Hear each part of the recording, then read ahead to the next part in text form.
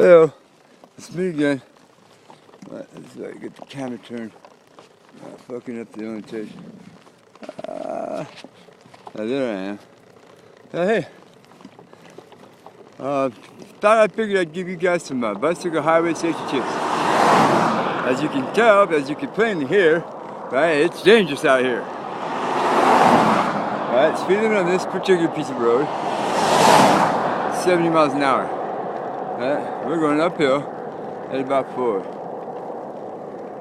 Alright. Anyways, rule number 1. When you're riding along on the highway, right, you always want to try to ride in the shoulder, if it's possible, if at all possible. Right? Some states have, like California, their shoulders are really wide, really smooth, but they're not always good. Here in Nevada, they have a pattern to it. In Nevada, it's narrow, the road is old and crappy. If you're going uphill, it's got a curb on the outside, the very far outside. If on the inside where the stripe is, there's the, the wake-up bumps, if you're crossing over the boundary bumps, the drunk driver bumps. Right? And the road's always chip sealed. It sucks, look. See? It's rough on the tires, it's rough on your hands because your hands buzz, right? In the bars, and you lose, you get that funny tingling feeling, right? But Oregon had nice wide shoulders. I always try to ride in the shoulders. What I do here in Nevada is I ride usually in the shoulder when I can on flat ground, right? When I'm not carrying too much water because the water pulls me to that side, right? Otherwise, I ride just along the line on the outside, right here, along the bumps, right? I mean, it's not particularly safe, right? But a lot of the turbo diesels and semis, everybody, they normally give you 3 feet anyway. Right here in Nevada, they will slow all the way down if there's oncoming traffic, right? And roll along at your speed so they can pass you. I think that's part of the law. In Nevada, they do that. It's a pretty cool thing. But it gets scary because sometimes you don't hear the car roll up behind you, right? And when you turn to look, it's right there, right? So, hey, I'm saying, okay, number 2, right? Just because you're out here in the desert, in the wilderness, doesn't mean that you can't be safe about yourself, right? Most of us, right, we have reflective stripes or gears or something on our bicycle, right? Lights, blinkies, something, hat, helmet. Some of us wear vests. I've seen a couple guys with reflective stuff in their socks.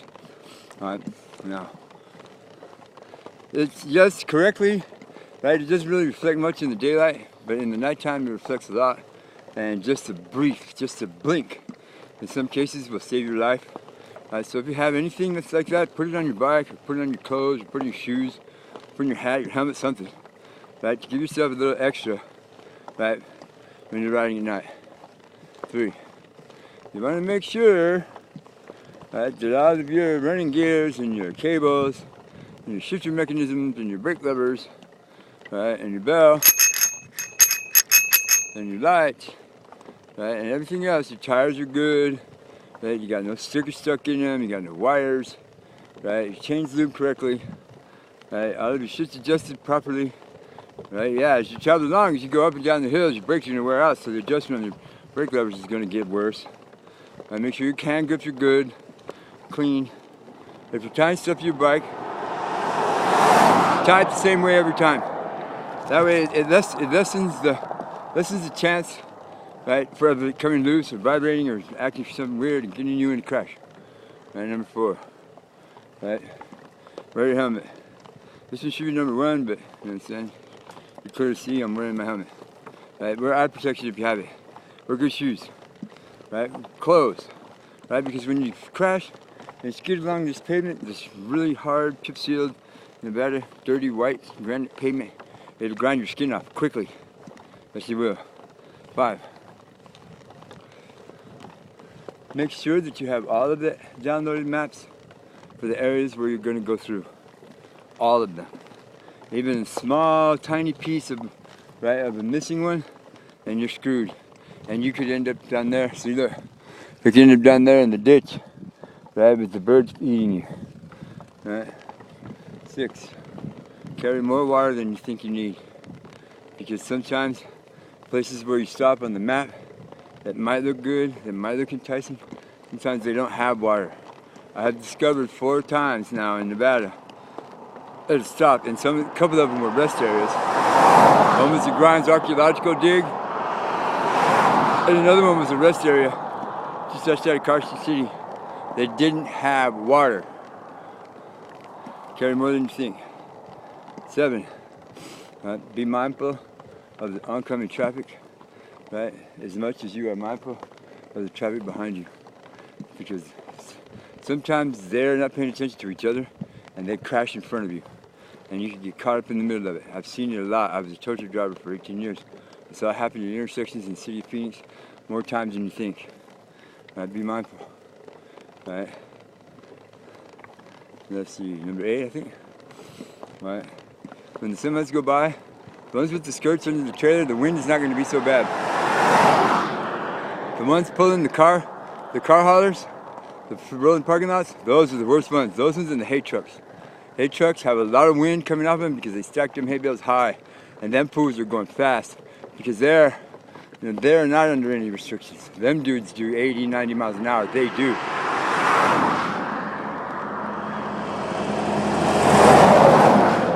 The trucks without any skirts or anything under the trailer, the ones that are just a regular box 40 footer or 53 footer, they put off a lot of wind, but only if they're coming up from behind you. If they're coming towards you on the other side of the lane, the wind blast is not that big. Right, turbo diesel dualies, pulling them big dumb super campers, they push a lot of wind. And those idiots, right, very rarely do they cross completely out of the lane. They're still halfway in the lane, they're straddling the center with their dumb super trailer. And that thing weaving all over. And then being a terrible driver, I have had a lot of close calls, right, because they thought that they were clearing me. Don't let them trick you. Don't believe it. Right? They will get you. Watch out for their mirrors. Some of the car drivers are idiots. Right? Some of them will wait till they get right next to you, then beat the horn as loud as they can. Try to scare you. Others will try to be friendly and wave at you and distract you. Right? 9. Carry money. Right? You need money. You gotta buy food. There are places where you're gonna need to have food. If you don't got money, you can't buy it.